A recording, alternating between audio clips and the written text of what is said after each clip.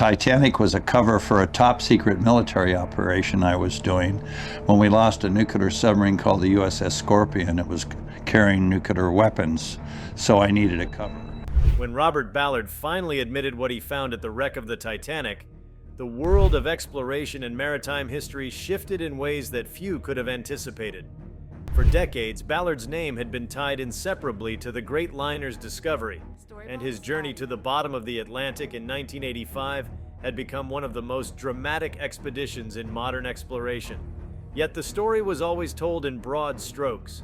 The pioneering submersibles, the haunting images of the broken ship, and the world's fascination with finally seeing the most famous shipwreck of all time. What remained less clear, however, was the full scope of what he encountered and how the details of that discovery revealed truths that extended far beyond a decaying steel hull lying in the dark. His later acknowledgement of certain aspects he initially kept quiet about reshaped the narrative not only of Titanic itself, but of how such expeditions are perceived in terms of science, secrecy, and the weight of responsibility that comes with uncovering history's most guarded mysteries. Before we start, smash the like and subscribe buttons for more updates. The Titanic had always occupied a unique position in the imagination. A ship so advanced for its time, so deeply linked to themes of human ambition and technological hubris, and so bound to a tragedy that touched thousands of lives. It became more than wreckage. It became a symbol.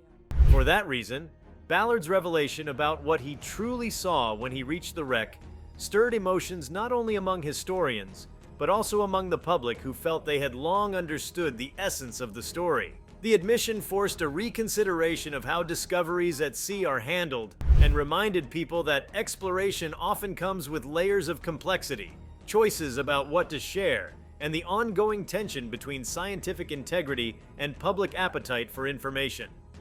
When Ballard descended to the ocean floor, nearly 2.5 miles beneath the surface, the world expected the story to be one of technical triumph and romantic closure.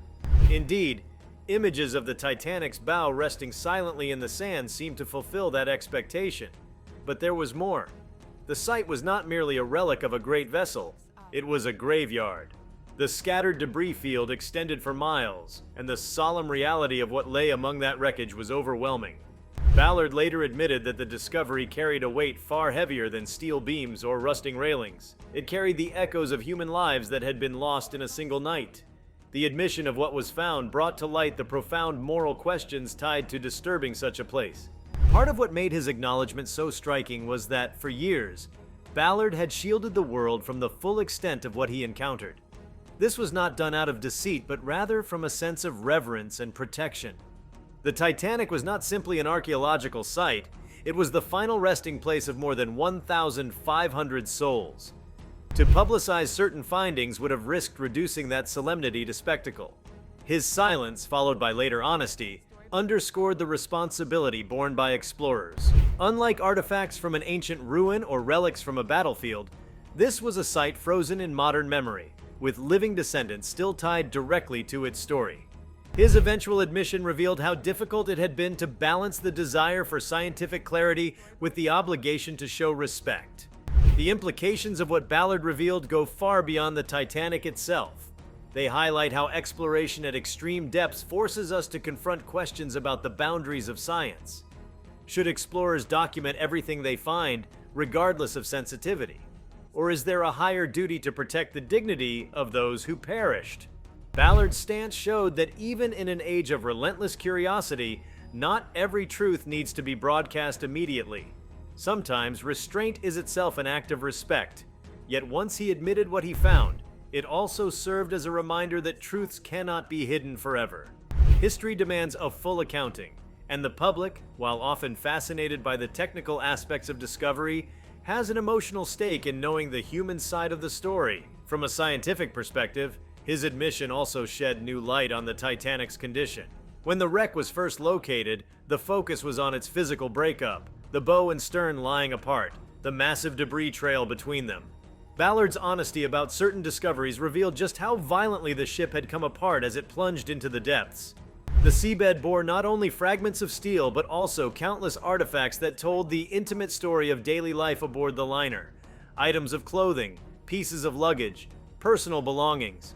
To acknowledge these details was to acknowledge the immediacy of the tragedy in a way that blueprints and rust analysis could never convey. It humanized the wreck, making it impossible to think of it as just a broken ship. The deeper implication of Ballard's words was the realization that exploration can never be divorced from ethics. In the years since Titanic's discovery, many expeditions have returned to the site, some to map and document, others to recover artifacts. Ballard's admission sharpened the debate over whether such expeditions honor or exploit the memory of the disaster. By finally revealing what he had chosen to withhold, he forced the public to confront that tension. Was it right to recover objects from a site of such loss? Was it acceptable to treat the wreck as a resource for museums and collectors? Or should it remain untouched? A submerged cemetery?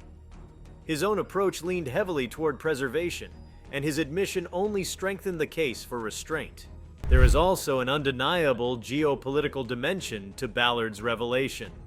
The Titanic expedition was, at its core, tied to broader missions that were not purely civilian in nature. Ballard's background as a naval officer and the context of Cold War exploration meant that his ventures beneath the sea had layers of secrecy woven into them. Admitting what was found at the wreck blurred the line between what was a scientific expedition and what was a strategic operation. This raised questions about the interplay between national interests and historical discoveries. Could one ever truly separate exploration from the agendas that fund it? His words suggested that discovery is never a neutral act. It always carries political, cultural, and emotional baggage. What makes his admission particularly powerful is the way it reshaped our understanding of Titanic itself.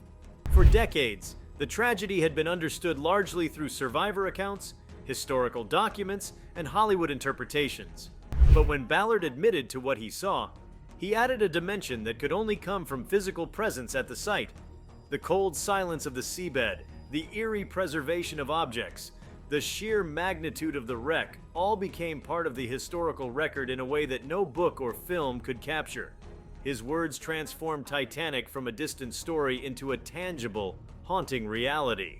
At the same time, this admission invites reflection on how societies choose to remember tragedy. Titanic has always been mythologized as a tale of class, fate, and technological pride. But Ballard's findings stripped away some of that romanticism and left behind something rawer. The ship was not a marble monument. It was twisted steel and scattered remnants of everyday life. To face that reality was to confront the human cost without filter. His honesty therefore deepened the cultural significance of Titanic, reminding people that memory must be grounded in truth, not just legend. Furthermore, Ballard's eventual acknowledgement carried implications for how future discoveries might be handled. The deep sea holds countless wrecks, from warships to merchant vessels, each with its own story and often its own human toll. By admitting what he found at Titanic, Ballard effectively set a precedent. Future explorers would need to ask themselves whether they would follow his path of initial discretion followed by later disclosure, or whether transparency from the outset would serve history better. His choice demonstrated the complexity of these decisions, and left open the question of what true responsibility looks like when uncovering the past. The emotional resonance of Ballard's revelation cannot be overstated. The Titanic is unique in that it continues to inspire deep identification across generations. Families with ancestors aboard, maritime historians, engineers fascinated by the ship's design, and everyday people drawn to its myth all feel a connection. For Ballard to admit what he found was to reawaken that connection with a new level of intimacy. The public was reminded that beneath the ocean lies not just steel but memory, and that memory has the power to stir emotions as profoundly as any living event. There is also a symbolic dimension to his admission. In many ways, Titanic has always represented the intersection of human ambition and nature's indifference. Ballard's honesty about what he encountered reinforced that theme. The wreck lay untouched for decades, hidden from human eyes, preserved in silence by the deep. To reveal its details was to reveal the way nature holds history in its grip, beyond our control. His words were a reminder of how small human endeavors are when placed against the vast canvas of the ocean. Ballard's admission also cast a new light on the role of technology in shaping our understanding of history. Without the submersibles and cameras he employed, the Titanic would have remained an unseen myth. Yet once the technology made it possible to see, the question became what should be shared. The ability to peer into the abyss carried with it the temptation to expose everything. Ballard's choice to delay certain revelations highlighted the double-edged nature of technology. It can illuminate history, but it can also strip it of dignity if used without care. His honesty later on illustrated how difficult it is to wield such tools responsibly. The cultural ripple effects of this revelation are also worth noting. Every generation reinterprets Titanic in light of its own values. In the early 20th century, it was a story of engineering failure and social inequities. By the mid-20th century, it had become a romantic symbol. In the late 20th and early 21st centuries, Ballard's discovery transformed it into an archaeological site. His later admission added yet another layer. It became a story of moral responsibility in the face of discovery. That evolution shows how one event can serve as a mirror for changing human concerns, and Ballard's words played a key role in steering that evolution. When Robert Ballard revealed additional truths about what he found at the wreck of the Titanic, the impact went far beyond filling gaps in historical knowledge. It opened entirely new avenues of thought about deep-sea exploration, the philosophy of memory, and the human relationship with tragedy. What made his admission so significant was not only the factual details, but also the way it challenged established narratives. For decades, the Titanic story had been held together by survivor accounts, newspaper reports, official inquiries, and cultural retellings. Yet all of those were rooted in surface-level history. The ship itself had been out of sight, shielded by 2.5 miles of water, until Ballard's expedition lifted that veil. Once the veil was pierced, and later when he admitted the depth of what he had seen, history itself seemed to shift shape, taking on new dimensions that neither imagination nor speculation had captured. One of the most striking aspects of this revelation is how it underscored the intimacy of objects left behind. When people think of shipwrecks, they imagine hulks of metal, collapsing decks, and twisted beams. But in the Titanic's case, it was the small things that spoke most powerfully. Suitcases lay open, their contents scattered, sometimes still intact. Shoes rested eerily in the sand, often in pairs, silent markers of lives that ended violently above. Dinnerware, bottles, and fragments of furniture dotted the seabed like the remains of a frozen moment. Ballard's acknowledgement of these haunting details drew attention to how personal and immediate the disaster remained even after decades. The wreck was not only industrial remains, it was a mosaic of human presence. His admission brought that reality to the forefront, forcing people to recognize the emotional weight of every fragment. The cultural implications of this go even deeper when one considers how societies interpret artifacts. Museums typically present relics from centuries or millennia ago with reverence, yet detachment. Objects are studied as distant echoes of civilizations long gone. But Titanic blurred that boundary. The passengers aboard were not nameless figures from antiquity. They were individuals whose descendants still live today, whose names are still familiar, whose stories are still told. For Ballard to describe what he found was to give those artifacts a living resonance. They became not just archaeological evidence, but living testimony to grief. The acknowledgement reinforced the idea that memory is not limited to words. It can live in objects as well, and those objects carry a power that demands sensitivity. Ballard's admission also raised important questions about the role of storytelling in exploration.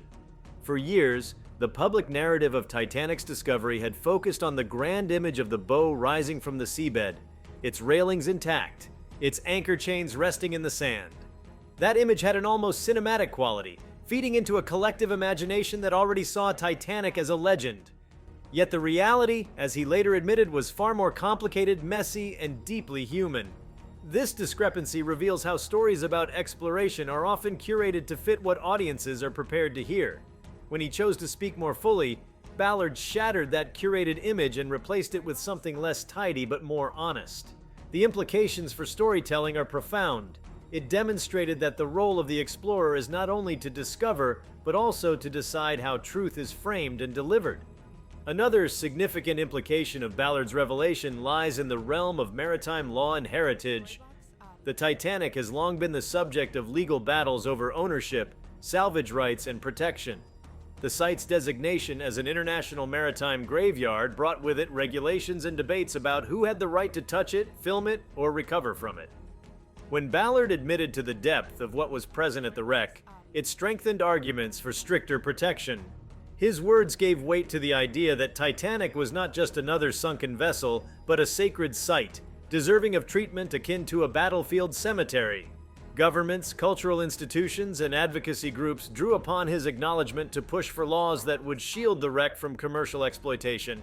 Without his admission, the urgency of that protection might not have resonated as strongly. At the same time, his honesty fueled debates over the balance between preservation and discovery. On one hand, many felt that leaving the wreck untouched preserved its dignity and sanctity. On the other hand, others argued that recovering items ensured they would not be lost forever to the ravages of time, rust, and deep-sea pressure. Ballard's acknowledgement of the fragile human elements at the site highlighted this tension.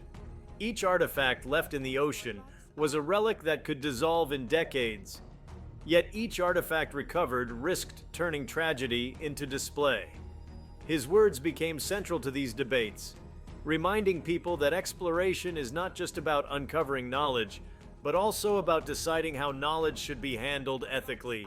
Ballard's admission also brought attention to the role of time in shaping perception.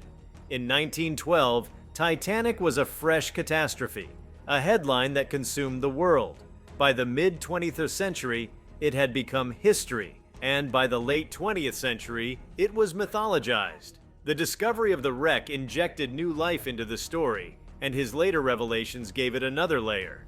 The way people reacted demonstrated how the passage of time changes the lens through which events are understood. Had Ballard revealed everything in 1985, the reaction might have been more visceral, more controversial, perhaps less willing to consider the ethical restraint he practiced. By admitting it later, after the world had absorbed the initial wonder of the discovery, his words had a more reflective effect, encouraging maturity in how the public approached Titanic. It showed that timing and revelation is as important as the revelation itself. The psychological dimensions of his admission are equally compelling. Ballard's discovery was not just an expedition, it was an encounter with tragedy on an unparalleled scale. To be physically present where so many lives ended, to witness the remnants of human existence preserved in the cold deep, must have carried a weight that is difficult to articulate. His admission years later can be seen as part of the psychological process of carrying such a burden. At the time, perhaps he was not ready to share everything. Perhaps silence was his way of coping with the enormity of what he had seen. Later, when he did admit it, it seemed to serve as both a personal release and a public responsibility. This speaks to the psychological strain of exploration. Explorers not only bring back data and images, they bring back memories. And those memories can weigh as heavily as the physical discoveries themselves. From an educational standpoint, his admission also changed how Titanic was taught and studied. For years, classrooms had used Titanic as an example of early 20th century hubris, industrial advancement, and social hierarchy. Ballard's discoveries added a visual, tangible component that textbooks could never fully convey. But when he admitted to the presence of haunting human traces at the wreck, it added another layer to the lesson. Suddenly, Titanic was not just about lessons in technology and society, it was about mortality, remembrance, and respect. His honesty gave teachers and students a new dimension of engagement, allowing Titanic to serve not only as a history lesson, but as a meditation on empathy and human fragility. In the broader cultural sense, his admission also challenged how humanity interacts with sacred places.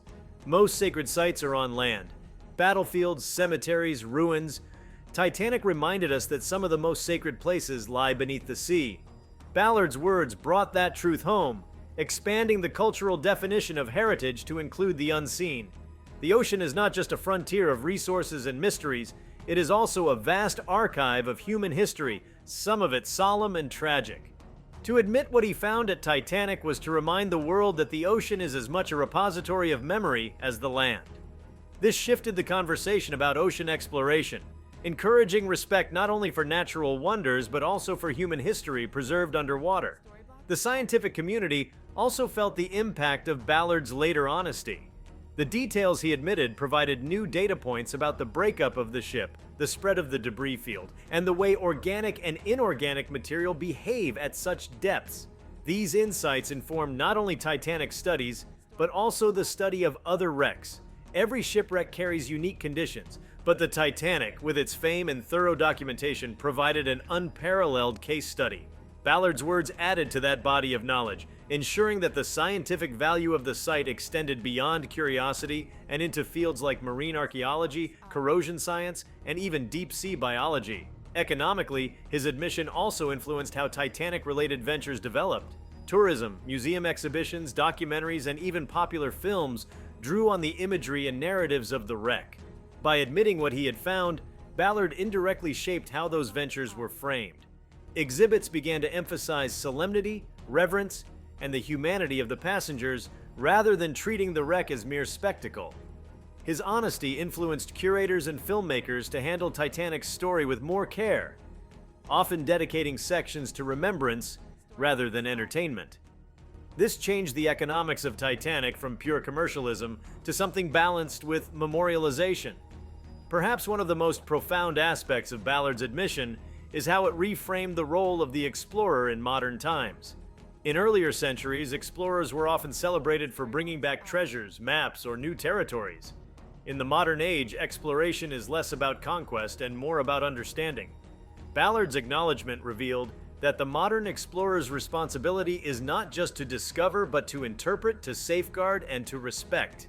This redefinition of exploration places ethics at its core, a lesson that extends beyond Titanic to all forms of discovery, whether in the ocean, in space, or in scientific research. The resonance of his words continues to ripple outward, not just in maritime history, but in cultural consciousness. The Titanic has always been a story larger than itself, a mirror of human ambition, pride, and vulnerability.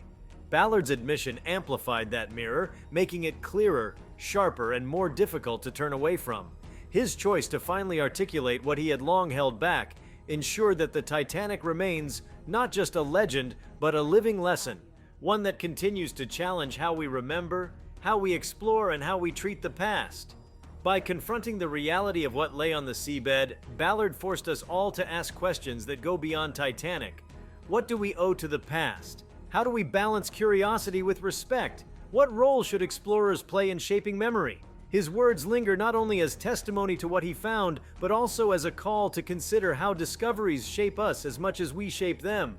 The Titanic, silent in the dark Atlantic, continues to speak through steel, through artifacts, and through the voice of the man who admitted at last what he found when he dared to look. Robert Ballard's eventual acknowledgement of what he truly encountered at the site of the Titanic did not just expand historical understanding, it reshaped the framework through which people view deep-sea wrecks, collective memory, and even the ethics of knowledge itself. Once his words were public, the Titanic's image was no longer confined to the dramatic split of its hull or the iconic bow lost in the sand. Instead, it became a layered reminder that exploration exposes not only steel and rivets, but human truths that ripple outward through generations. To extend the implications further, one must consider how his admission intersected with broader themes of culture, technology, and humanity's search for meaning. Ballard's revelation accelerated the development of maritime archaeology as a respected discipline. Before Titanic was located, shipwreck exploration often leaned toward treasure hunting. Salvagers sought coins, bullion, or artifacts that could fetch high prices.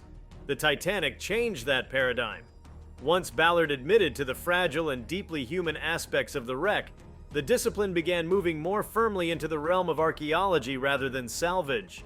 The Titanic became a template for how to treat wrecks as historical sites rather than underwater vaults.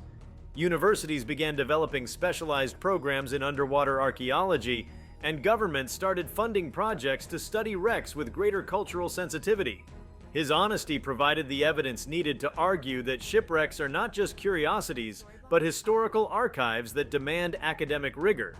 The Titanic's international significance meant that Ballard's admission also influenced global policy. Countries bordering the North Atlantic suddenly realized that the precedent set for Titanic could apply to other wrecks, many of which carried human remains or significant cultural weight. Discussions at UNESCO and other bodies turned toward how to classify underwater cultural heritage.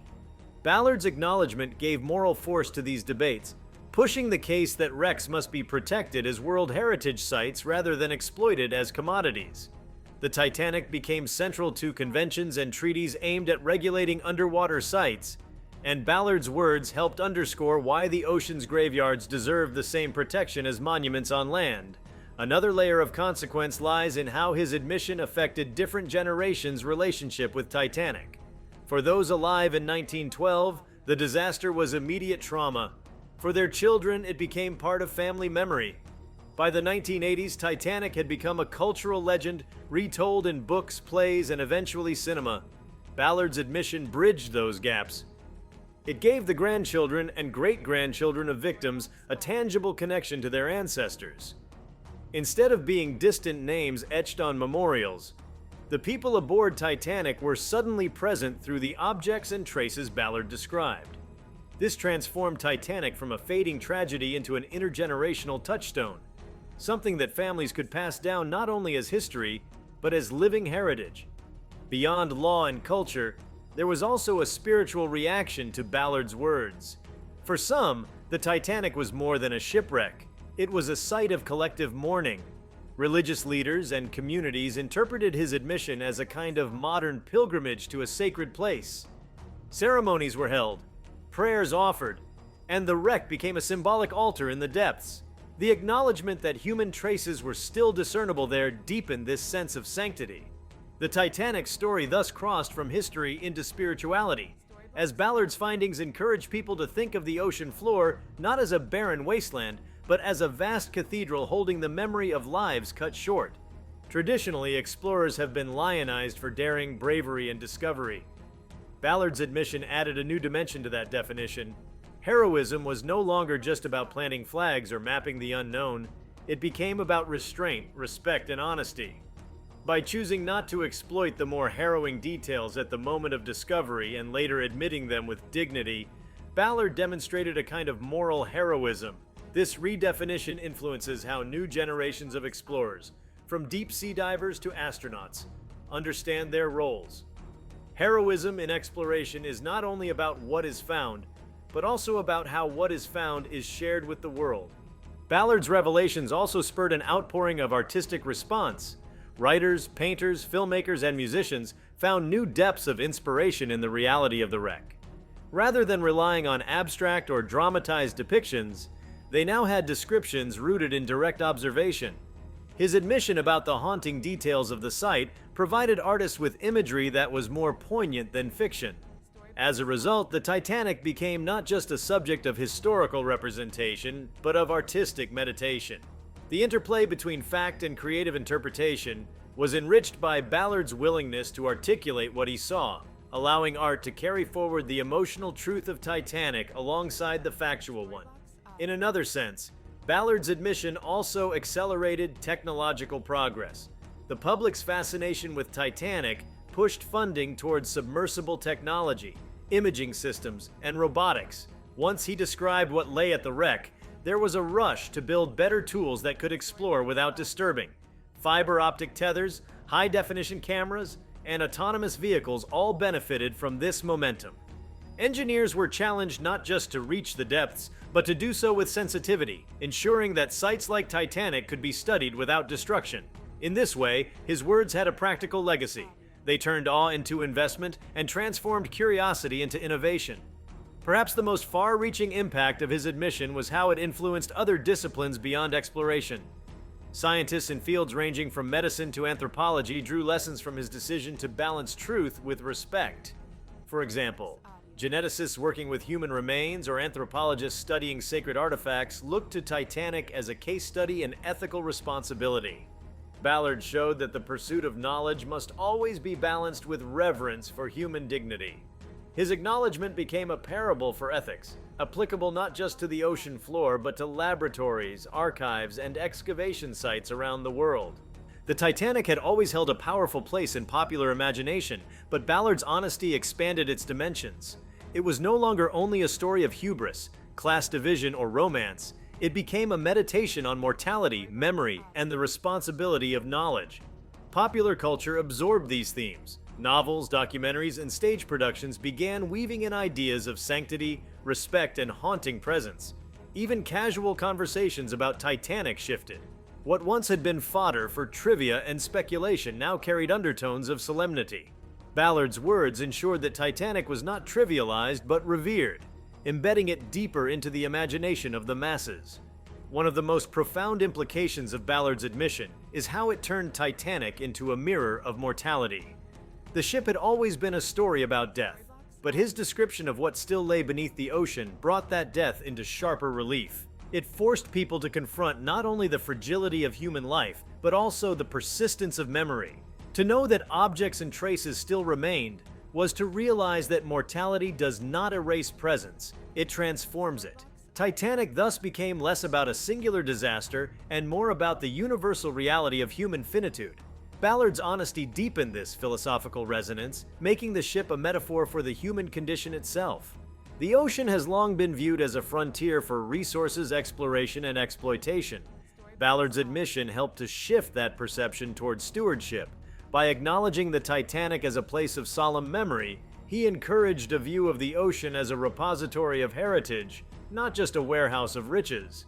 This perspective has influenced marine conservation efforts, emphasizing that the ocean's value lies not only in what it can provide economically, but also in what it preserves historically. Titanic became a symbol of why oceans must be protected, not only for their ecosystems, but for their stories. If you like this video, please give it a like and subscribe to our channel. Also, leave your comments below and tell us, what are your thoughts on Robert Ballard's Titanic discovery? What did he really find? We want to hear from you. Thank you for watching, and see you next time.